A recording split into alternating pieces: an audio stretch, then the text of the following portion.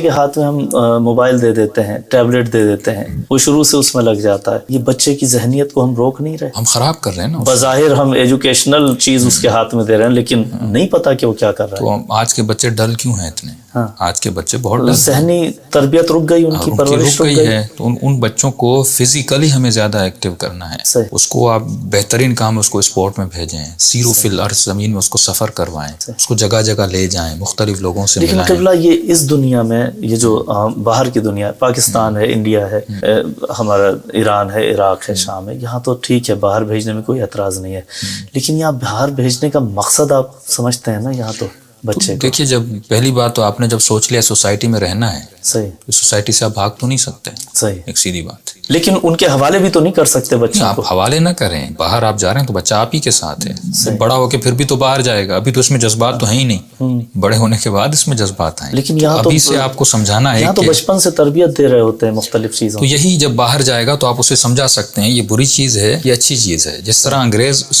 میرے مولا کا فرمان ہے کہ بچے کا ذہن سفید کاغذ کی طرح، جس طرح چاہو اسے فل کرو، تمہارے اختیار. تو انگریز آپ کے بچوں پر جوانی میں محنت نہیں کرتے، بچپن میں پہلی کلاس سے محنت. وہ آج جو سسٹم چل رہا ہے، سب سے پہلے تو یہی کہتے ہیں آ کے کہ اگر گھر میں کوئی سختی ہو تو اس نمبر پہ کال کر دو. اس نمبر پہ کال کر دو. وہ ایسا آپ کے بچے کو ٹرینڈ کر دیتے ہیں.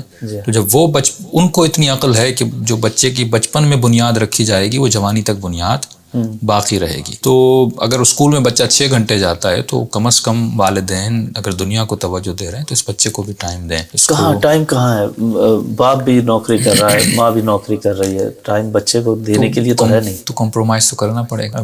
تو اس میں پھر وہی عقل والی بات آ جاتی ہے کہ عقل کو یوز کرے. یہ تو نہیں میں کم کھا لے لیکن ایک آدمی تربیت کرے، ایک آدمی روزگار کے لیے وہی ہے نا. دونوں تو نہیں ہو سکتے. امام حسین یا شہادت ملتی یا زندگی ملتی، یہ تو نہیں. مجھے دونوں چیزیں چاہیے. ممکن آپ کو یا زحمت کرنی پڑے گی اس کی تربیت کے لیے، یا آپ کو اس کی دنیا بنانی ہے، اور فیصلہ آپ پر چھوڑ دیا. تو ہم تو زیادہ دنیا کو دیکھ رہے ہوتے ہیں کہ اس کا بہتری اس کی دنیا میں. ہم عقل دنیاوی میں ڈوبے ہوئے ہیں نا.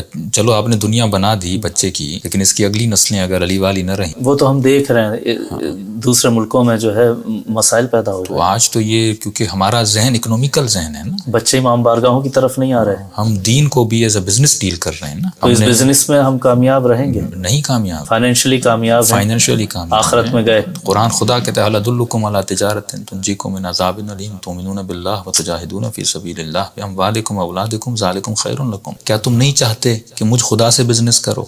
کس طرح خدا بزنس کریں؟ باموالکم، اپنے مال کے ذریعے سے کرو، اپنی اولاد کے ذریعے سے کرو، اپنی جانوں کے ذریعے سے کرو. تو ہم دنیا سے تو بزنس کر رہے ہیں، لیکن وہ بزنس جو شب ہجرت علی نے بستر پر سو کر کیا، تو وہ بزنس اگر کریں، اس کی مرضی کو ہم خرید لیں. اور اصل یہ ضعف ایمانی ہے. خدا کہتا ہے شادی کرو، میں رزق بڑھاؤں گا. کہتے ہیں مولانا نوکری نہیں ہے، جاب نہیں ہے، میں کیسے؟